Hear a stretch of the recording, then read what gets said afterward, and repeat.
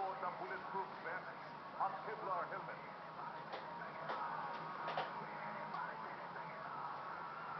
Ang upang sumailalim sa SWAT Operatives Course, ito po si Farinday.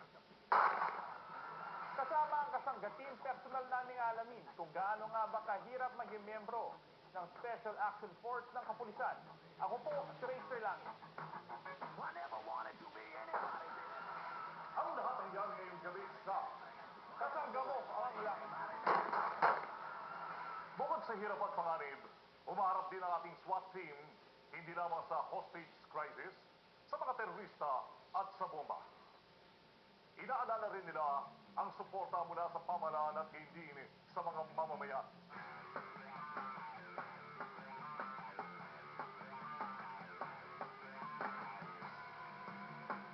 Gano'n nga ba kahirap maging isang miyembro ng SWAT?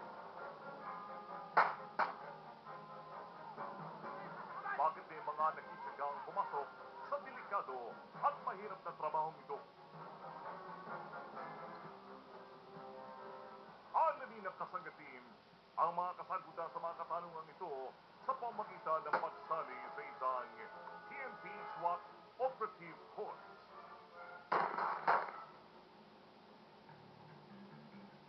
Ganito po ang grupo ng kasanggabong langit sa Clark Air Base sa Angeles City, Pampanga, kung saan kasalukuyan nagsasanay ang SWAT operatives mula sa iba't ibang lalawigan ng gitnang Luzon. Sa unang araw ng aming pagsasanay, sumailalim muna kami sa isang briefing para sa aming schedule sa araw na iyon na isinakatuparan ni Chief Inspector Esteban, ang Chief Instructor ng SWAT Operative Course o SWAT-COP. So we need firearms as well.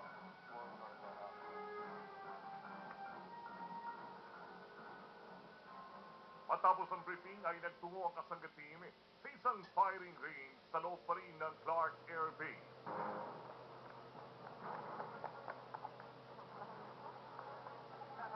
Ayan na to.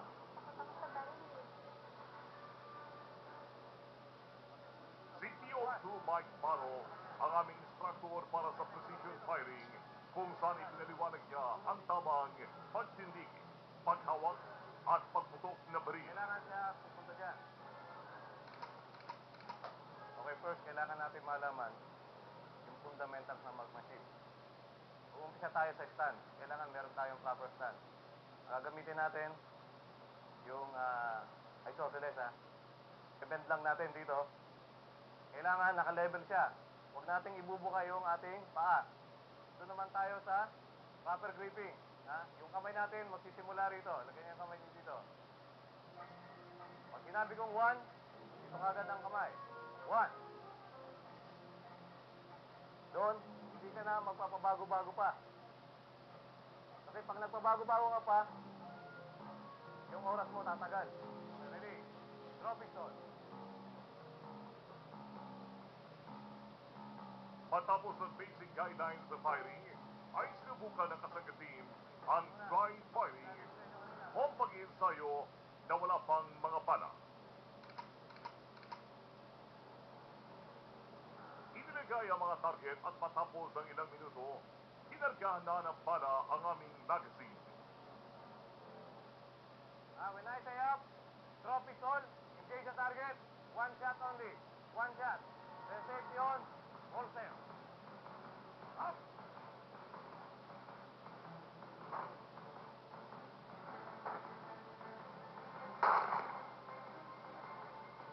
Kapansin-pansin na ang isa sa aming reporter na si Neil Hindang ay hindi tumama sa target o kaya't pinag-practice pa muna siya bago muling binigyan ng bala. Oh. Anong mali? Siplinting siya. Ina-anticipate niya yung putok. Akala niya may bala. Ikinom ako. Ano mo naging resulta ng pagbaril? Miss lahat yung putok ko. Walang pumasok. Walang pumasok doon sa Bakit target. walang pumasok? Sabi nung instructor, mali yung handling ko sa baril, saka nag-anticipate ako kaagad na iputok ko yung baril. Ang aming cameraman na si Julius Samar ay isa sa mga nakapulsay. Nung una, akala ko talaga hindi ako tatama. Yung una kong baril, malapit. Itong pangalawa kong baril, sabi niya, halos magkadikit na magkadikit. Sabi niya, ang ganda ng, ng kamay mo, pero hindi mo ata nakuha yung sight eh. Tinuro niya sa akin. Tapos yung baril ko ng pang-apat sa pangatlo, bullseye. Bagamat lahat kami tumama sa target ng aming binabaril, malayo pa ang landas patungo sa pagiging isang bihasang marksman. Ayon sa mga pag-aaral, kinakailangang araw-araw ay magsanay ang isang tao gamit ang minimum na 7 bala kada araw upang maging mahusay sa pagbaril. Sumali tayo kay Chief Inspector Esteban, kadalasan hindi ito nasusunod ng karamihan sa mga pulis. Kailan mo masasabing proficient na yung shooter? Ilang beses sa isang buwan o sa isang linggo siya dapat mag-practice? Ideally, you have to fire daily, at least 7 rounds from both of your weapons.